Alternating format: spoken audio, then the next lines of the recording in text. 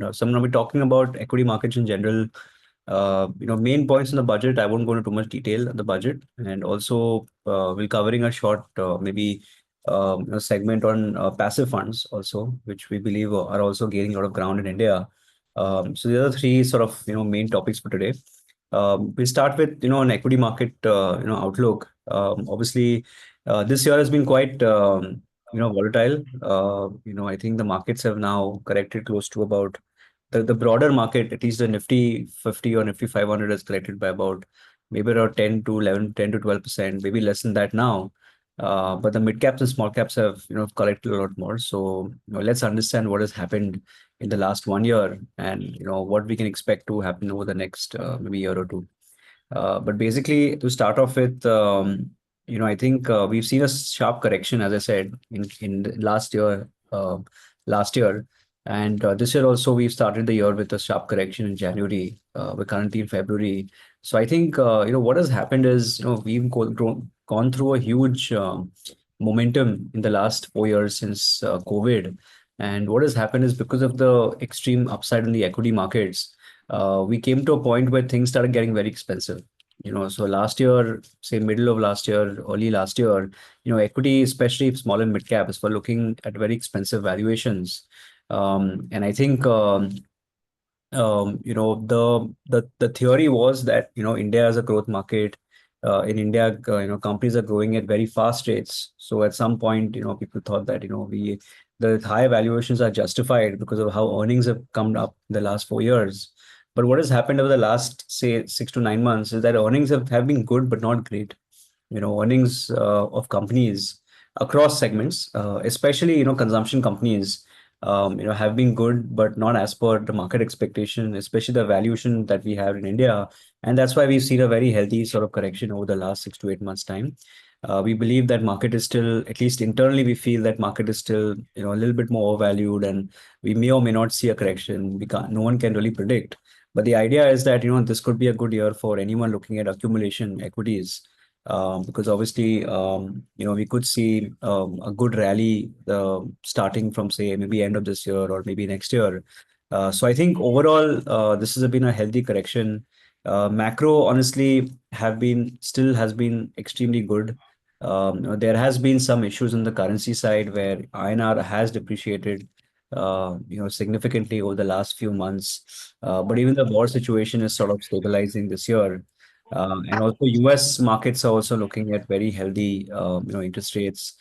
So overall, what we're seeing is that, valuation is now becoming a lot more, stable.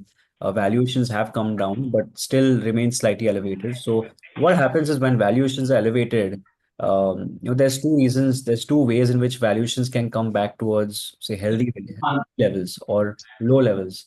One is through an actual correction, and the other one is to a time correction where the market remains flat for a long time.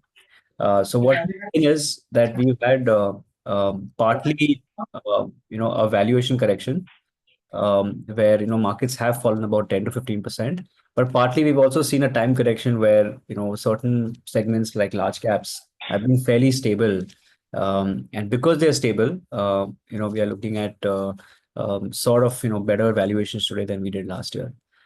So again, as I said, currency is doing a bit bad, but overall market has corrected quite a bit. But most of the correction actually is something that most people cannot see.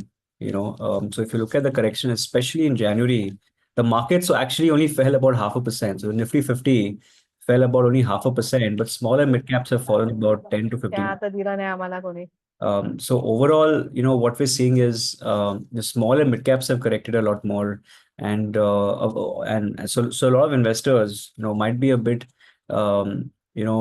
not frustrated, but they might be surprised how their portfolios have gone down a lot more in January, and that is on the basis that small and mid caps have corrected more. And also that's why you haven't seen maybe you see underperformance in your portfolio, or maybe you see that index hasn't fallen, but you've fallen. But this is very normal. It happens in phases. This is what we've seen. As you can see in January, markets have only corrected about 2.8, but small and mid caps have corrected 10 to 15%. So overall, any high exposure in small and mid caps, you'll see some more correction. which may or may not be good because obviously there is a drawdown in your portfolio, but also things are getting more cheaper. So if you had to add positions from here or over the next few months, it could be done in a much better way for future growth. So again, as I said, forex reserves have again, this is not really important for investors, but generally on the macro front, we're still healthy in terms of forex reserves. In spite of it going down, we're still very, very high levels. So forex reserves are very important to keep our currency stable. So that is also good. Even oil prices have come down from where they were, say, this time last year. So overall, the Yeah. raw material cost has come down, and overall, I think a big thing that has happened the last year is obviously Donald Trump, and this year could be a year for disruption because this government is not like any other government in the past, where obviously, there is a lot of changes that will happen through Trump. Trump has already put in huge tariffs for China, for Canada and Mexico. And, he's also put some tariffs on India as well. So overall, I think you could see global trade changing or, some countries may or may not doing well because of, Trump coming in. So obviously, it's very hard to say so far, in fact, it's probably good for India because Trump has put some massive tariffs on China. So a lot of the manufacturing might come to India, which may be a good thing. But overall, I think it's quite disruptive, and he wants to disrupt trade, but also disrupt spending internally, which I think is going to be a bigger disruption. So I think we'll see how this year pans out, but I think this is something that we should watch out. Again, in terms of India, the good thing about India is that we are not as exposed to the US as, say, countries like China. Not a lot of our manufacture. I think our pharmaceuticals and IT are two sectors where we have big exports to the US. So, there you might see some pain. But overall, as a country, we're not that exposed to US and US policies. A lot of our earnings outside of IT and maybe pharmaceuticals is mostly Indian. So that way, I think, we don't we don't really expect a big. We are very, very self-sufficient as a country. So I think that way Indian markets may not move as much, irrespective of what Trump does. So that way I think it's good. But yeah, this will be interesting as to how things will pan out.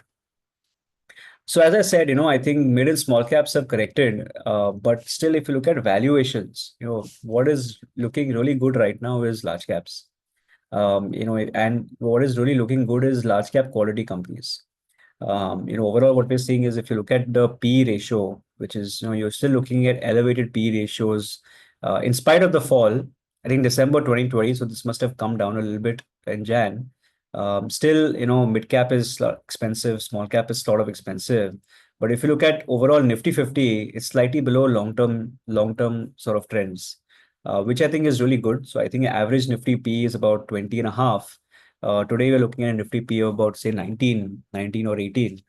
So overall, I think large caps are looking very good for investing right now. It could be a good way in which if you're looking at buying cheap, large caps could be a good way. Also, if you're looking at downside protection, large caps could be a good way of deploying money at this point. But again, as I said, it really depends on your individual asset allocation. But in terms of just purely valuations, large caps are looking relatively good in this sort of a market. Again, this is again a little bit different, but growth as a style, we believe will do very well over the next few years. The style which has done the best in India in the last 4 years has been value. That means, your stocks that are very cheap, like PSU stocks and all that, they have grown the most. But what we're seeing right now is going forward, growth might be a slightly better strategy. So I think if you're exposed to growing companies, fast growing companies, I think that could be a good strategy over the next 3 to 4 years' time. Obviously, valuations are very important. So buying growth at good valuations is better than growth at bad valuations. So if you get valuations somewhat right, then growth can be a good way of creating value over the next 3 4 years time. So normally what we're seeing, so I think if you look at history, end of the year tends to be very highly volatile, and this is not in India but also in the US. And this is mostly because I mean, the theory is that a lot of American hedge funds and institutions tend to be conservative, sell their positions in December, and they to re-enter positions in January. because of the holiday season and all of that. So I think that is a theory, obviously, but overall, what we're seeing in India also that the last like October, November, December tends to be volatile, and it's been the same for India as well. Last quarter has been quite volatile. Equity markets have lost about 8-9%. So overall, we are seeing heightened volatility last year, and I think hopefully we'll see better type of volatility happening in the next 6 months. But again, this is just a fact that we've seen over the last 10 to 15 years time. So in terms of markets, I think some I think just some takeaways. One is obviously, and we talk about the budget next. In terms of the broader markets, yes, the markets have corrected about 50 is corrected about say about 10 to 12%. Small and mid caps have corrected about 15, maybe 15 odd percent, 15 to 20% over the last 6 months time.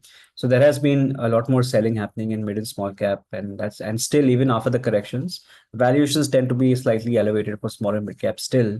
Again, we need to really understand, how this will impact in the future because earnings tend to also be higher for small and mid caps.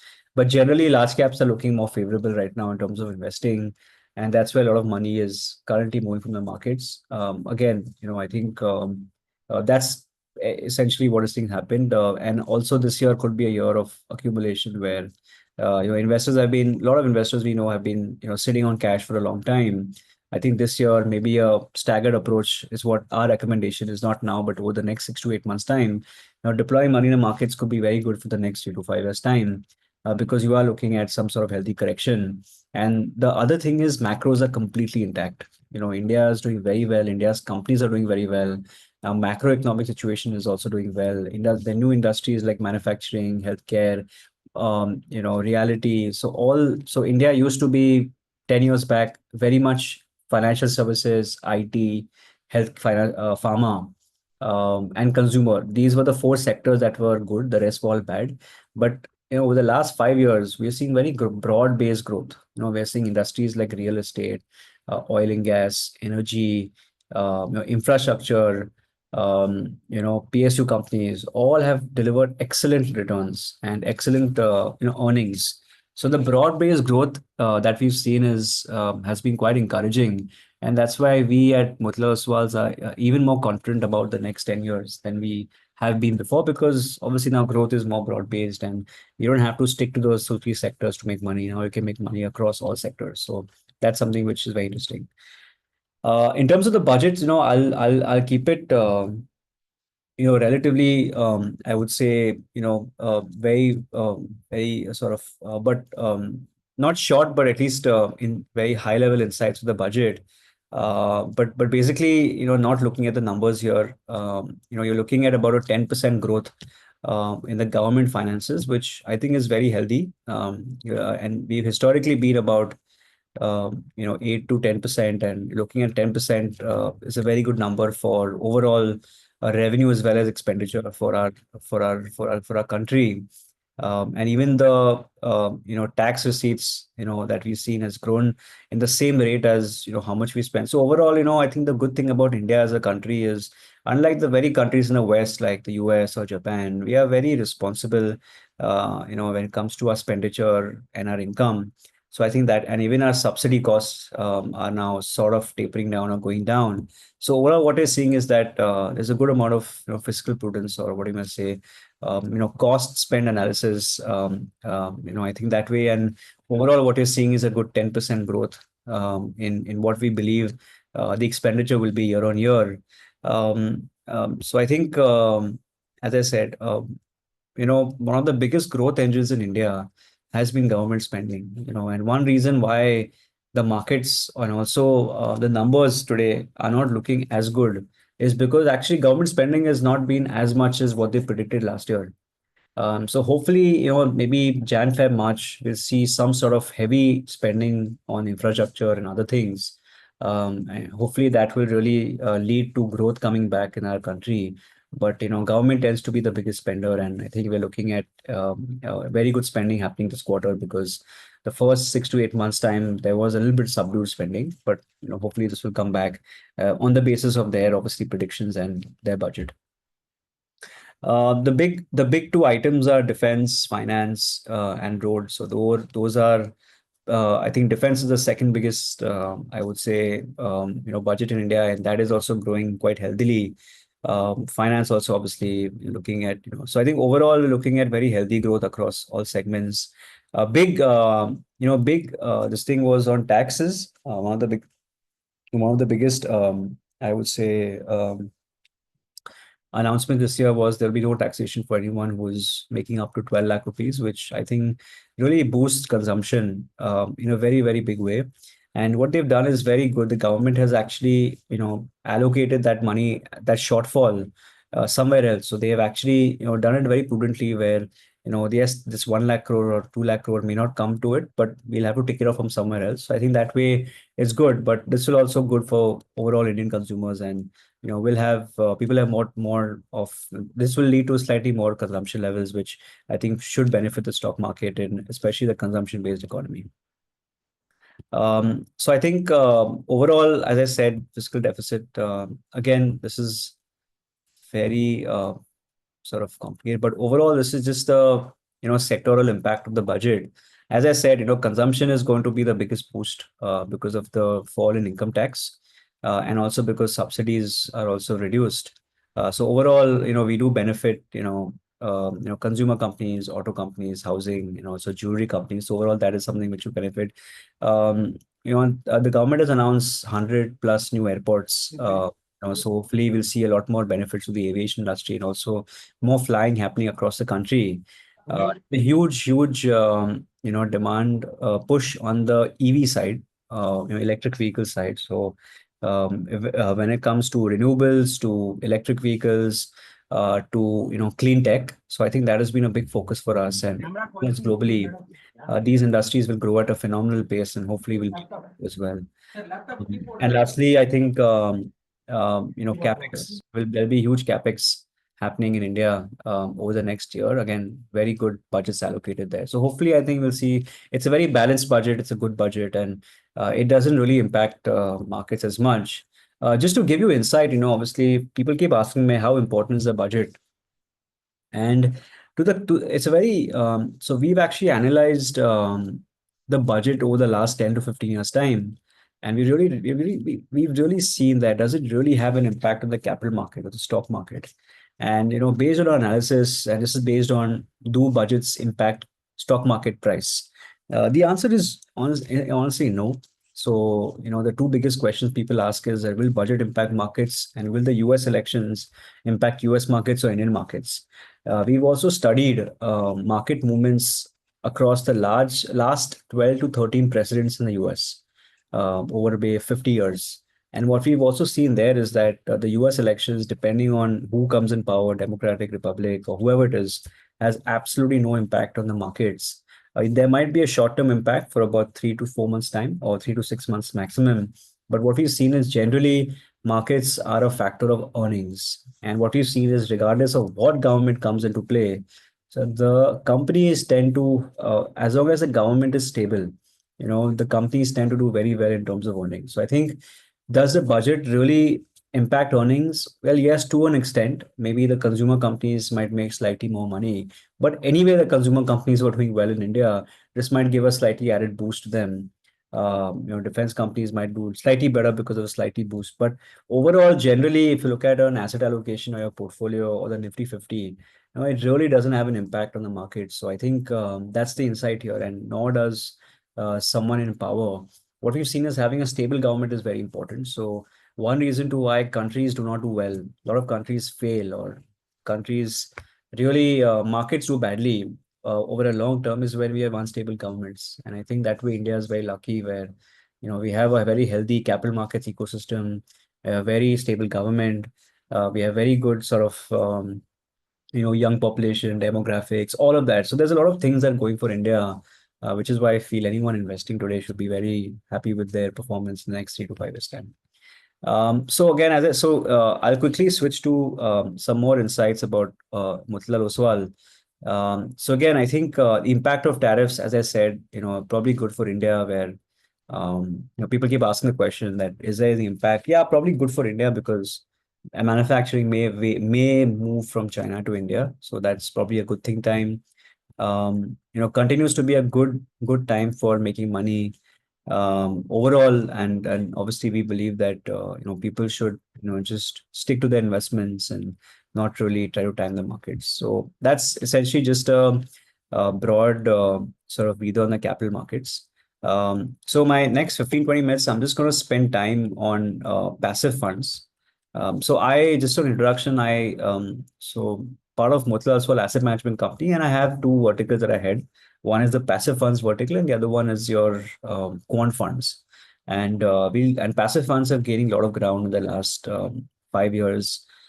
As a market, the last 5 years back, passive funds used to be about 3 to 5% of the market. Today, it's about 18% of the mutual fund industry, and it's going to become close to 20% by maybe December. So 1/5 of the mutual fund industry is going to be passive, and I think that itself is.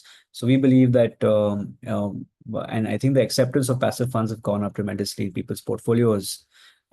We've seen that as an AUM, as you can see, as it's 16.2, but it's close to 18% today. And even the passive, if you look at growth in December 15, passive used to be 1.5% of the mutual fund industry. Today it's 16.2. So very crazy growth, zero point 0.2 to 10.9 lakh crores. So overall, we're seeing good growth of passive funds. So why are passive funds sort of doing well, and why are investors accepting it? One is, I think passive funds are very transparent and objective. That means that there is if you had it, the sort of transparency that passive funds offer are very good. If you're buying a Nifty 50, you know exactly what's in your portfolio and what the 20-year return is. If you're buying a mid cap 150, you know exactly what it is in your portfolio. So transparency is one of the key reasons to why passive funds have grown. They add a layer of simplicity also, because people don't have to worry about outperformance, underperform. They can just buy the index and let it run for 30, 40 years. Passive funds have low concentration risk. So, they're very diversified portfolios of 50, 100, 200 stocks. These are your broad market index funds. There might be thematic passive funds or sectoral passive funds that might be very concentrated. But broadly, the demand tends to be for your broad market funds like Nifty 500, mid cap 150, small cap 250. So those are, very less concentrated. They're very true to label. That means when you buy a mid cap passive fund, 100% of your money is in mid caps. This may not be true for, say, a mid cap or a small cap active fund, where, as per regulation, only 65% has to be small caps, and the rest can be anything. So you're buying something which is 100% what it is, which we believe investors like. Again, building blocks for diversification. So passive funds offer very good building blocks for diversification. What that means is that, if you have a portfolio and if you're looking to just plug in a small cap fund, I mean, it's really simple because you don't have to worry about which fund to buy, which fund to sell. You can just buy the passive fund and that's it. So, it's a lot of investors use passive funds as a very simple way of investing. And again, low cost is something which is also very important. Um, that's in terms of asset allocation, what we believe is that the reason why passive funds do well is because, as I said, they're very good for asset allocation. And I think the reason why asset allocation works is because you can't really predict what will do well at what point in time. So, from an investor's perspective, we believe that passive funds are obviously great products, but by themselves, we believe that a portfolio should be diversified across asset classes. What we believe is that if you have a large cap fund and a mid cap fund and a small cap fund, yes, you are sort of diversified, but, honestly, over the long run, diversification comes from investing in multiple asset classes. Like diversification comes from the US fund, a gold fund, or debt fund. And what we see is that it's very hard to really predict what will do well at what point in time. This is a calendar year return. Blue is fixed income debt. Green is equity, is foreign equity. Orange is Nifty, and yellow is gold. So as you can see, very hard to predict what will do well at what point in time. So we believe that having an asset allocation where you have a mixture of asset classes really makes sense on a portfolio level. You know, so we believe that also, asset allocation also helps in the sense that, it diversifies your portfolio completely without losing returns. So you have a Nifty 500, which is your Indian equities, and Nifty 500 is making about say 16% over 10 years, which is really good. Now if you just added 50% of your S&P 500 returns, your risk comes down dramatically. So your return actually go up slightly, as you can see, but risk actually comes down. So this is the beauty of asset allocation, where you can have a portfolio where if you combine different asset classes, your risk level comes down while not really impacting return. So, if you look at, say, so if you add one third of your portfolio in debt, which obviously has very little risk, you're looking at long-term returns of pretty much the same as what you would make in a Nifty 500 product, but your risk comes down by close to like 40-50%. So that's the beauty of asset allocation, where if you do it well, you're able to really make good returns over the long term. Almost the same as what you would make in Nifty 500, but the return comes down dramatically. So that is the beauty of asset allocation, and that's why we really believe in asset allocation when it comes to investment returns. Um, also when it comes to passive funds, what we're seeing is globally, well, may not be in India, but it's become very hard to beat passive funds globally. So we believe that, I think there's a debate on active versus passive. I think that's a wrong debate. The debate should be active and passive. If you look at a portfolio in the US, most investors have, say, an equal balanced allocation towards active and passive funds. So we believe that in India, maybe at 20, instead of trying to choose, have an allocation, say 15-20% towards passive and the rest towards maybe a more active strategy. That works out really well in India. And lastly, what are the myths behind passive funds? People feel that index funds have lower returns. That is not true. As you can see, 64% of active funds underperformed. So we're not saying that active funds are bad. We're just seeing that it pretty much gives you similar returns to active funds. The other myth is that there are very few passive funds available. That currently there's over 200 passive funds in India. So there's a lot of options out there, and across different asset classes. You have equity, you have debt, you have gold, you have international, you have factor-based strategies. You have thematics, you have sectors. So there's a lot of options available in passive. People feel that passive funds is for very simple layman investors, but this is not true. Most advanced investors tend to have passive funds, and most people feel that a passive fund will give you the same returns as a benchmark. This is also not true. Passive funds slightly underperform the benchmark because you have to adjust for costs, transaction cost, expense ratio. So there's a slight underperformance every year when it comes to investing in passive funds. So this is just a primer on passive funds as to what are passive funds and how you can really use them to build portfolios, and what are some of the myths behind some of the index funds in India. So that was just a broad presentations on equity market, the future, what happened to the budget, and a small presentation on why we believe it makes sense to add a small allocation towards passive funds in our portfolio.